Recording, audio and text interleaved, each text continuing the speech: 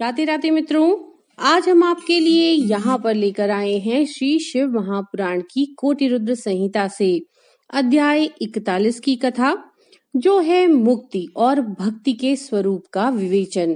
तो चलिए शुरू करते हैं। ऋषियों ने पूछा, सूत जी, आपने बारंबार मुक्ति का नाम लिया है, यहाँ मुक्ति मिलने पर क्या होता है? मुक्ति में जीवन की कैसी अवस्था होती है, हमें ये बताइए। सूत जी ने कहा, महर्षियों सुनो, मैं तुम्हें संसार क्लेश का निवारण तथा परमानंद का दान करने वाली मुक्ति का स्वरूप बताता हूँ।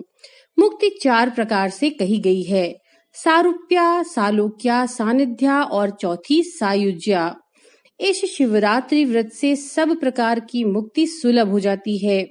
जो ज्ञान रूप अविनाशी साक्षी ज्ञान गम्य और द्वैत रहित साक्षात शिव हैं, वे ही यहाँ कैवल्य मोक्ष के तथा धर्म अर्थ और काम रूप त्रिवर्ग के भी दाता हैं।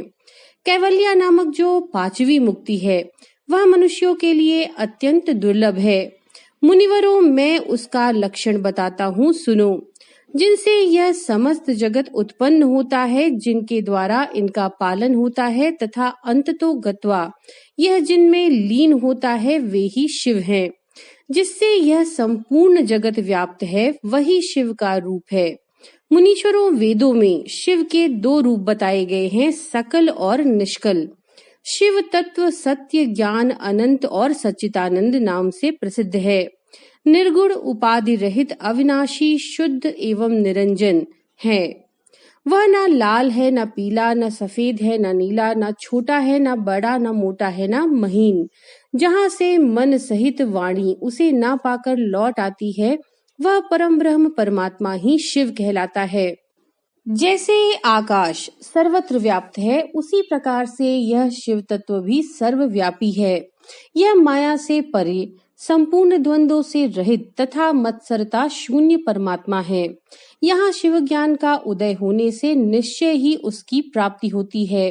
अथवा द्विजों, सूक्ष्म बुद्धि के द्वारा शिव का ही भजन ध्यान करने से सत्पुरुषों को शिव पद की प्राप्ति होती है। संसार में ज्ञान की प्राप्ति अत्यंत कठिन है, परंतु भगवान का भजन अत्यंत सुकर माना गया है। इसलिए संत शिरोमणि पुरुष मुक्ति के लिए भी शिव का ही भजन करते हैं।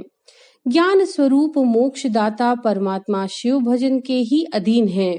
भक्ति से ही बहुत से पुरुष सिद्धि लाभ करके प्रसन्नता पूर्वक परम मोक्ष पा गए हैं। भगवान शंभु की भक्ति ज्ञान की जननी मानी गई है, जो सदा भोग और मोक्ष देने वाली है। वह साधु महापुरुषों की कृपा प्रसाद से सुलभ होती है।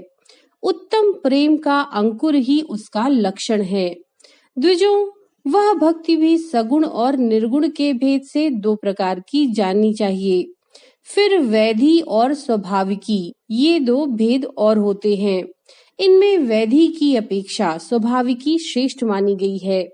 इनके सिवाय नैष्ठिकी और अनैष्ठिकी के भेद से भक्ति के 2 प्रकार और बताए गए हैं। नैष्ठिकी भक्ति 6 प्रकार की जाननी चाहिए और अनैष्ठिकी 1 ही प्रकार की। फिर विहिता और अविहिता के भेद से विद्वानों ने उसके अनेक प्रकार माने हैं। उनके बहुत से भेद होने के कारण यहाँ विस्तृत वर्णन नहीं किया जा रहा। उन दोनों प्रकार की भक्तियों के श्रवण आदि भेद से 9 अंग जानने चाहिए। भगवान की कृपा के बिना इन भक्तियों का संपादन होना कठिन है और उनकी कृपा से सुगमता पूर्वक इनका साधन होता है। हे द्विजों, भक्ति और ज्ञान को शंभु ने एक दूसरे से भिन्न नहीं बताया है, इसलिए उनमें भेद नहीं करना चाहिए। ज्ञान और भक्ति दोनों के ही साधक को सदा सुख मिलता है। हे ब्राह्मणों, जो भक्ति का विरोधी है, उसे ज्ञान की प्राप्ति नहीं होती। भगवान शिव की भक्ति करने वाले को ही शीघ्रता पूर्वक ज्ञान प्राप्त होता है। अतः मुनीश्वरों, महेश्वर की भक्ति का साधन करना आवश्यक है। उसी से सबकी सिद्धि होगी, इसमें संशय नहीं है। महर्षियों, तुमने जो कुछ पूछा था उसी का मैंने वर्णन कर दिया। इस प्रसंग को सुनकर मनुष्य सब पापों से निसंदेह मुक्त हो जाता है। तो मित्रों, ये थी कोटि रुद्र संहिता के अध्याय 41 की कथा शिव पुराण से। नमो नारायण।